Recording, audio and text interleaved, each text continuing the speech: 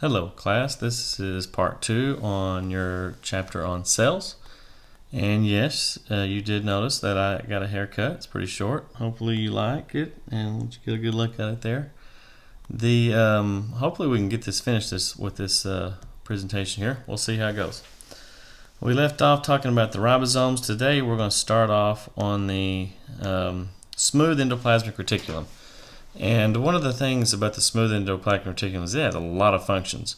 One of them is that it makes your lipids, which include your steroids like your sex hormones, your testosterone and estrogen, and actually the organs that produce those have a bunch of these smooth ER in them.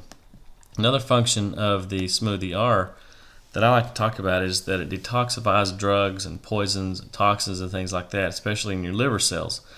And interesting thing about this is how your body, if you are, let's say you're an alcoholic or you're a drug addict, and you consume high amounts of alcohol or drugs, your body tries to compensate for that, and it will produce, in those cells of your liver will produce a lot of the smooth ER. And because it has to break down so much of those toxins, and it's just a vicious cycle because the more you drink or the more drugs you use, the more smooth ER that your body produces. And then what that does for people who are alcoholics and drug addicts is that they actually have to consume more of their drug to receive that same effect that they normally get. And it's just this vicious cycle that because they consume more, their body produces more, then they have to consume more, and it's just eventually your liver wears out, and it's really hard on your liver. So that's, and again, this is a good example. Another place where you find a lot of smooth ER is in your liver. Next one we're going to talk about is your rough endoplasmic reticulum. You'll notice in this picture that it is studded with with ribosomes. That's why it gives it this rough appearance. That's why we call it the rough ER. One of the things that it does is that it's a membrane factory for the cell. It's going to produce a lot of membranes that are going to be used in different parts of the cell. And one of the main functions of it, and we've mentioned this already, is the site of protein synthesis. Again, because it has ribosomes, it makes sense that they're going to make a lot of proteins at the rough ER. So, next thing we want to talk about is the Golgi apparatus. Sometimes you'll hear it called the Golgi bodies. And it is what I like to refer to as the FedEx of the cell. Have you ever noticed in the word FedEx that there's an arrow? There's an arrow right there. I don't know if you ever noticed that before. Oops. There's an arrow in the word FedEx. So, anyway, I thought I'd show that to you in case you never noticed it before. But that's the post office. Sometimes some people like to call it the post office, but its main job is it's a center of manufacturing, warehousing, sorting, shipping, that type of thing. It's especially abundant in cells that secrete a lot of materials, like your cells that secrete hormones. They're going to have an abundance of Golgi apparatus in it. It's two parts to it. There's what we call a cis face, and which is the receiving end. A lot of things that are made in the rough ER and the smooth ER are going to get shipped right here straight to the Golgi apparatus. Inside here they're going to get modified and oftentimes repackaged.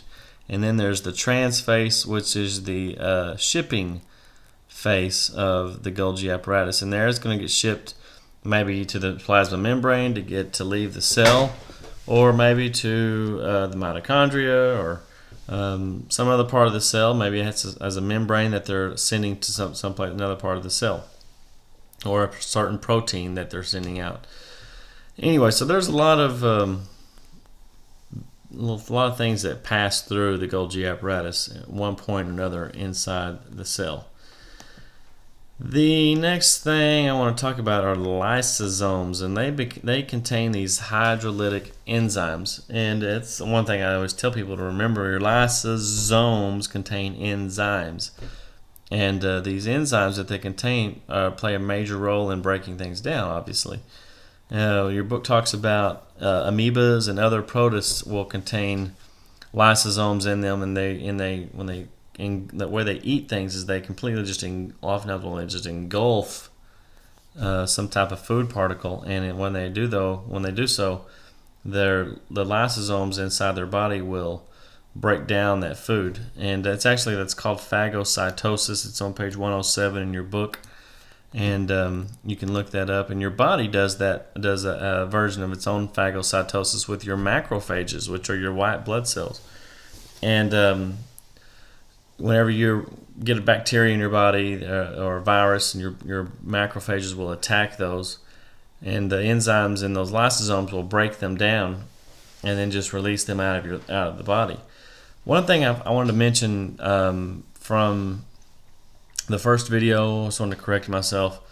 I think I mentioned that your bacteria are always bad for you and make you sick. I just want you to understand, not all bacteria is bad. You have good bacteria. In fact, you have good bacteria that's on your skin, it's in your mouth, it's in your large intestine, and their job, they help us. And so not all bacteria is bad. Just wanted to clarify that. That was no, someone made me aware that I did say that, so I wanted to correct myself on that.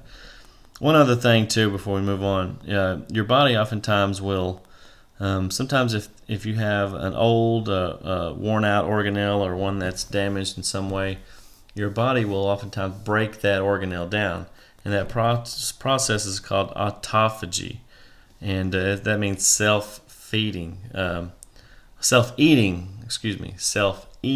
and your body does that, and it's kind of this way of recycling particles in your body. The next thing we're going to talk about, we're going to jump over here to a plant cell just real quick, and we're going to talk about something else, and then we'll get back to the plant cell. The central vacuoles, one of the things that's unique to a plant cell. We have vacuoles. Animals will have vacuoles, and we'll talk about one example in a second, but the central vacuole is primarily found in plants. It's the number of things that it does here is a disposal site for metabolic wastes. It's going to contain pigments, like especially those that you see in flower petals, and those are designed obviously to attract pollinators to them. Some plants will contain toxins inside their central vacuole. A good example of that I like to use is poison ivy. And then a really major overall thing that we'll do, it does absorb water as plants grow, and so it's always going to contain water inside of it. So that's the central vacuole in plants. Now, watch this little video here real quick. This is a paramecium, which is a single-celled protist, and it's a eukaryotic cell because it's going to have lots of different organelles and stuff inside of it. But they have something called a contractile vacuole, and what it does is it will actually, these things live in fresh water, so oftentimes they have a tendency to take in too much water, so these contractile vacuoles will pump out the water. So watch this video here real quick here.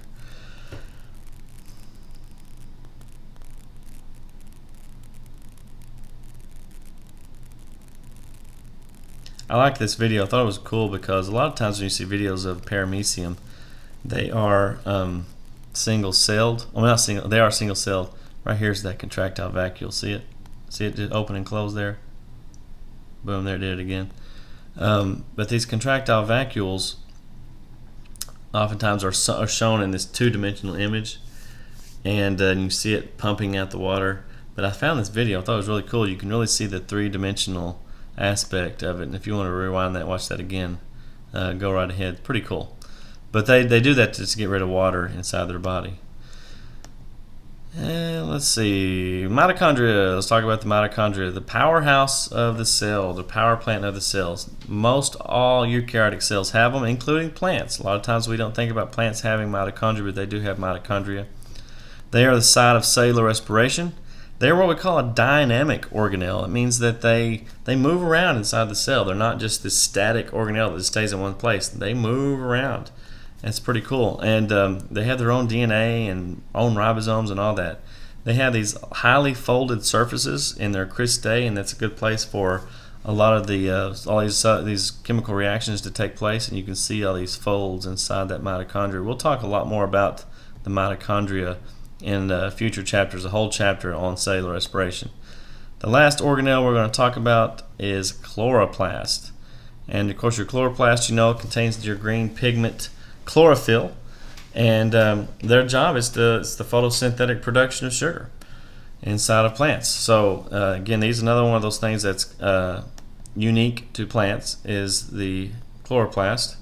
There's a couple of parts to it that I want you to know. This whole structure here is the chloroplast. These little stacks that kind of look like poker chips, these are the thylakoid. And then when you have a whole stack of the thylakoid, we call that the granum. And the other thing that you need to know about it is this kind of the space. There's an aqueous space throughout this. It's called the stroma. Of course, you have the outer membrane and inner membrane as well. So these are the different parts of the chloroplast, and we'll talk again a lot about chloroplast in a chapter, I believe it is 9 or 10, on photosynthesis. So that kind of covers all of the different organelles and structures in the cell. And so hopefully you've learned a little bit about them. We've been going over them in class.